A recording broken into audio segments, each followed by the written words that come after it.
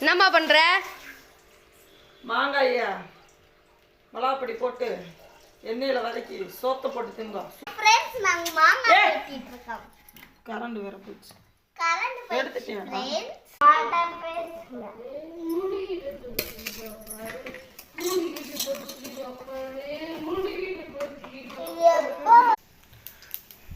கடுகை போட்டுட்டு வெறும் மாங்காய் இந்த கருவேப்பிலை இது மட்டும்தான் போடணும். சூப்பராக இருக்கும். இந்த எண்ணெயில் மாங்காய் மட்டும்தான் போடணும், வேற ஒன்றும் போடக்கூடாது. உப்பு அளவா போடணும். மசாலா போடக்கூடாதாம்மா? கடைசியில் போடணும் மசாலா. ஸ்லோ பண்ணி மூடி வைக்கணும். நமக்கு இது அப்படியே சோத்துல போட்டு சாப்பிட்டா சூப்பராக இருக்கும். சுவையோ சுவை.